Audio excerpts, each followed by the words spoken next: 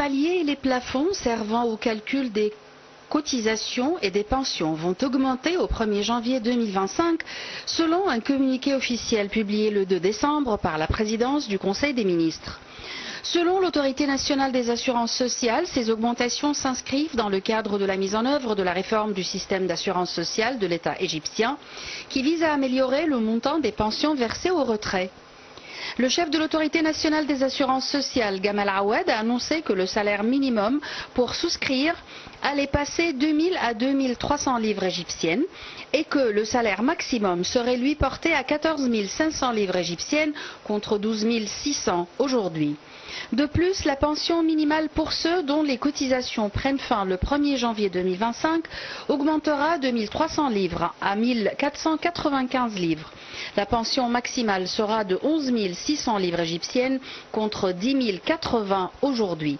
Un mécanisme régi par une loi assure une augmentation annuelle des paliers et plafonds qui servent au calcul des cotisations.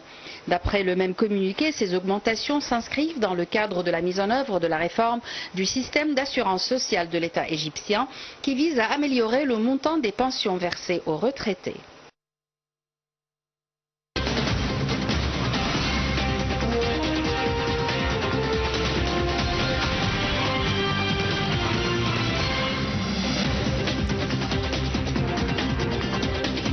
Et mesdames et messieurs, pour mieux aborder ce sujet, on a le plaisir d'accueillir au bout du fil Madame Heba Qaoud qui est experte en économie. Bonsoir.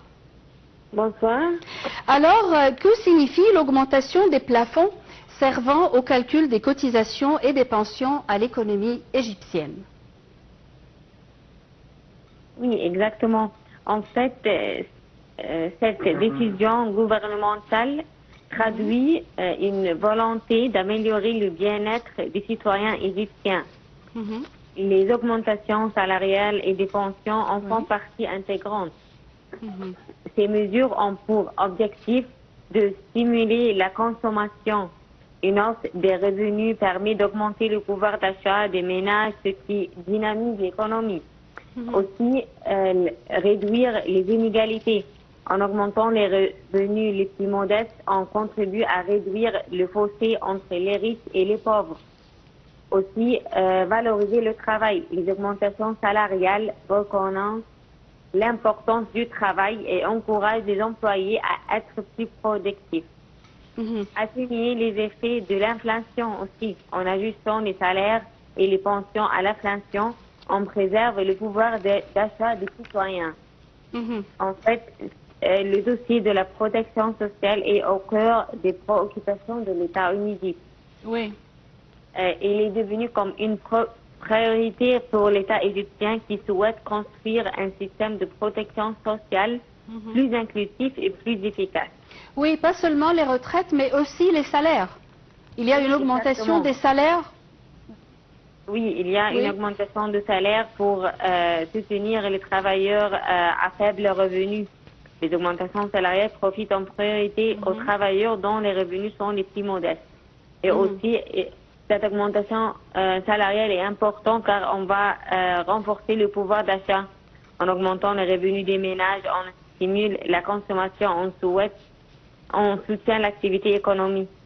Et en fait, aussi, ça va aussi améliorer, comme je vous ai dit, le niveau de vie des retraités aussi. Puisqu'on parle de l'amélioration des vies des Égyptiens en général, on doit parler de plusieurs initiatives comme Vie décente, aussi Takaful ou Karama, qui visent aussi à améliorer la situation des Égyptiens, surtout les femmes. Comment vous voyez ce genre d'initiative et à quel point ils ont abouti à leur fin?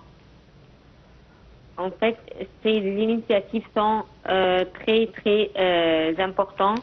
La vie décente ou Haya Karima, c'est une initiative très importante qui a été lancée par le gouvernement égyptien. Oui. Et elle vise de améliorer la vie des Égyptiens, les citoyens égyptiens. Oui. Il y a aussi Vie décente ou Haya Karima, oui. Oui, exactement. Tout ça, ce sont des initiatives par le gouvernement qui vise à améliorer le niveau de vie des Égyptiens. Et quels sont les critères selon lesquels on peut affirmer le succès de ces initiatives? Est-ce que c'est le critère du nombre, par exemple, des personnes qui adhèrent à ces initiatives? Oui, ça c'est important. En fait, concernant le terme décente ou bien Haya Karima, cette initiative vise à avoir, comme on peut dire, la dignité, le respect de soi-même et des autres, l'adhésion à des valeurs morales et éthiques. Aussi, on cherche à favoriser des conditions de vie décentes. Cela inclut l'accès aux besoins essentiels tels que le logement adéquat, l'eau potable, les soins de santé et l'éducation, aussi le travail décent.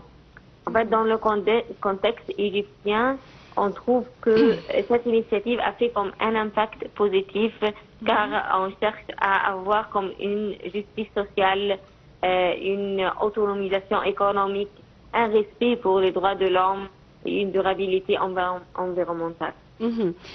Solidarité et dignité, c'est une initiative qui vise en premier lieu la sensibilisation des familles à l'importance de l'éducation de leurs enfants. Comment vous voyez une telle initiative et l'importance d'une telle initiative, surtout en Haute-Égypte?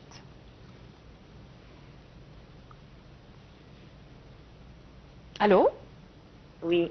En fait, pour l'éducation de l'enfant, c'était un point très, très important qui était discuté dans cette initiative pour les Égyptiens, car on cherche à faire comme un système éducatif égyptien important et surtout pour l'enfant. Et ça va améliorer la qualité de l'enseignement et la qualité pour la vie de ces enfants. Et on trouve aussi qu'on cherche à surmonter quelques défis de l'éducation en Égypte selon cette initiative, comme par exemple l'inégalité. On trouve les disparités régionales et socio-économiques se reflètent dans la qualité de l'éducation. Donc les enfants des zones rurales et des familles défavorisées sont souvent désavantagés. Pour cela, avec cette initiative, on cherche qu'on favorise l'éducation pour ces enfants. Et en fait aussi, on trouve qu'il y a une manque de ressources et une surpopulation scolaire. Pour cela, cette initiative vise à surmonter ces deux grands défis pour qu'on puisse améliorer l'éducation des enfants et la qualité de leur vie. Madame Heba Qaoud, vous êtes experte en économie. Merci pour vos éclaircissements. Et on enchaîne avec notre programme. Environ 500 milliards de livres égyptiennes sont alloués depuis 2019 à l'initiative Haya Karima ou Vie décente, qui vise la moitié la plus démunie de la population.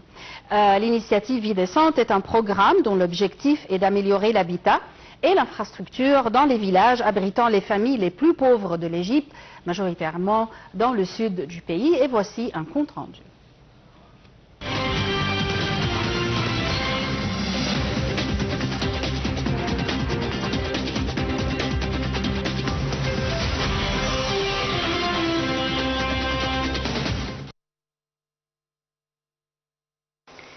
Lors de sa première conférence de presse après sa prise de fonction, le ministre des Finances, Ahmed Kojouk, a annoncé l'allocation depuis 2019 de 500 milliards de livres égyptiennes aux deux premières phases de l'initiative présidentielle Haya Karima ou Vie décente, qui vise à améliorer les conditions de vie de la moitié la plus démunie de la population. L'initiative Vie décente est un programme dont l'objectif est d'améliorer l'habitat et l'infrastructure dans les villages abritant les familles les plus pauvres de l'Égypte, majoritairement dans le sud du pays. Le ministre a dévoilé les chiffres concernant le compte final de l'exercice 2023-2024. Ce dernier présente les allocations réelles versus celles planifiées et approuvées par le Parlement au début de chaque année fiscale. Il a noté que les revenus fiscaux ont augmenté de 30% grâce à l'amélioration de la gestion fiscale sans l'institution de nouveaux impôts l'année dernière. Cette augmentation a été utilisée dans des programmes de santé, d'éducation et de protection sociale d'après le ministre. Cojoc a précisé que le budget consacré à l'éducation et à la santé ont atteint respectivement 266 et 182 milliards de livres égyptiennes en 2023-2024 avec un taux de croissance de 25 et 24% par rapport à l'exercice précédent. Le gouvernement a lancé 14 initiatives dans le secteur de la santé bénéficiant à 1,5 million de personnes. Le ministère des Finances avait soutenu en partie ces initiatives, y compris l'inclusion cette année de 2 nouveaux gouvernorats dans le système de l'assurance santé globale, toujours selon le ministre. Quant aux dépenses du budget général de l'État pour l'exercice financier 2023-2024, le ministre a expliqué qu'elles avaient dépassé les 3 000 milliards de livres, dont 133 milliards consacrés à la subvention aux denrées alimentaires, contre 127 dans l'exercice précédent. Nous avons réussi à diminuer les dépenses publiques de 2,2% du PIB, s'est félicité le ministre, tout en promettant de travailler pour réduire l'endettement public à moyen terme, tout en renforçant la confiance dans l'économie égyptienne. Selon les chiffres publiés par le ministère des Finances, le budget prévu pour la protection sociale pour l'exercice 2023-2024 était de 529 milliards de livres, alors que celui adopté dans les faits a été de 502 milliards. Le taux d'inflation moyen en Égypte est passé de 24,4% en 2023 à 32,5% en 2024, d'après les données du Fonds monétaire international.